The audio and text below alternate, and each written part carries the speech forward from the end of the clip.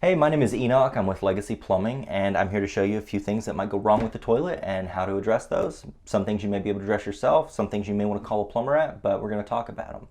So most of the time when people have an issue with the toilet that is making noise, it's because it's either hissing all the time or it's because it randomly seems to turn on. It seems to, when no one's in the room, kick on and fill up the toilet, and you just hear that even though no one's in the bathroom, no one's using it. So those are typical symptoms for a couple of different issues with the fill valve and with the flapper of the toilet. So let me show you those. The fill valve is the valve that controls the water coming into the toilet. It shuts off the water when the water level inside the toilet reaches the proper height. The flapper is the seal that keeps the water inside the tank. When you flush the toilet, it lifts up the flapper and allows all the water to go down into the bowl to create the flush. So whenever your toilet is making a constant hissing noise, it's usually because the fill valve is not shutting off all the way. It may not be shutting off all the way because it just needs to be adjusted. The height of the float, it needs to shut the water off when it's a little bit lower, because if it's too high, the water level is going to overflow into this overflow tube, and it's just going to keep filling and filling and filling without ever shutting off. So you might consider adjusting the fill valve if that's the case. Now the other symptom, whenever it's constantly filling, sounding like it's filling up, even whenever no one is using it, usually that is because the toilet's flapper, the seal, is not sealing properly and the water level is slowly dropping inside the tank. And then as soon as it drops to a certain point, the fill valve kicks on, refills the toilet, and then that cycle just keeps on going, wasting water. So I'm going to show you how to change out the flapper on this particular toilet. Now there are a lot of different styles of flappers. There's flush towers, and flush towers use flush discs, flush rings. I'm not going to get into all that right now, but I'm going to show you just a brief illustration of how to change out this flapper, and that might get you started in the right direction. So to begin with, I am going to lay out a towel, keep everything dry, and I'm going to flush the toilet. Now, you do not have to shut off the water to do this. It's just going to constantly keep running. When the flapper is missing, it's just going to keep running and running and running, and it's not ever going to overflow or spill water anywhere, so you do not need to shut off the water to the toilet. But first thing you need to do is unhook the flapper from the tank lever. Usually it's just a little clip that unhooks from a hole on the tank lever. So once that's free, then you need to unhook the back pivoting part of the flapper from the flush valve, which is this black plastic part right here. This particular flapper snaps on. It doesn't loop around. So you can see right here, these little hooks, they snap onto those pegs that come out of the side of the flush valve.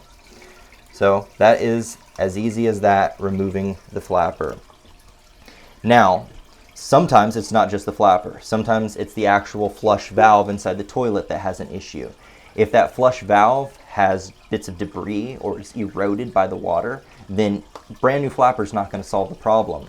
It's still going to leak.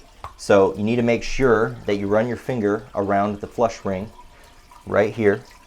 Make sure that you don't feel any roughness, any grooves, anything that will prevent the toilet from sealing properly. If those conditions exist, then you need to replace the whole flush valve. That involves taking the tank off the base of the toilet, and is a lot more work. So you need to make sure you have the right flapper. This particular one is a universal 3-inch flapper made by a company called Fluid Master.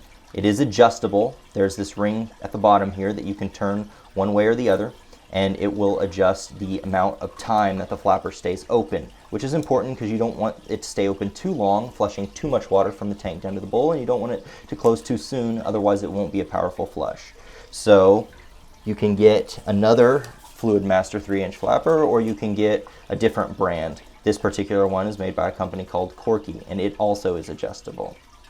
So we're going to start out by putting it on the largest adjustment, and we'll dial it down if needed after we install the flapper. So turning this ring right there, now it's at the largest adjustment.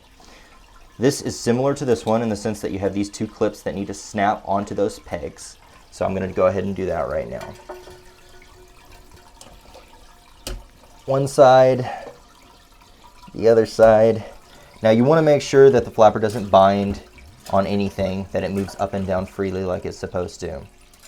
Then You're not going to want to just hook this because obviously the chain needs to be set to the right length so it opens like it should. So what I usually do is I will hold it to where it is just about taut, and then I will mark with my finger the link where it reaches the tank lever. I will take the clip off the end. I will hold it up next to the chain where I pinched it with my finger, and so I know it's going to be right about that link right there. And I'll show you what it should look like as soon as I get this clipped on. Alright, so right now you can see that the chain has a little bit of slack in it, but not very much. I would probably go one less link, so a little bit less slack than this, but you don't want it to be too far from this, and you don't want it to be too tight. You don't want it to be holding it like this, because otherwise it's not going to let the flapper seal down upon the flush valve properly. Alright, so once you have the chain length adjusted to where you need it, you want to cut off the excess bit of chain, so if it doesn't accidentally get caught on any of the moving parts. You can either cut it off or you can attach it, loop it around and attach it to the clip so it's just bound up like that so it doesn't catch on any moving parts. And after you do that, then you need to flush the toilet and check to make sure that the flapper closes and opens the way it's supposed to. So right now it's filling up, but I'll go ahead and just describe what you should be looking for. When you flush it, you should watch the flapper raise. You should start to see everything swirl down here like it's flushing.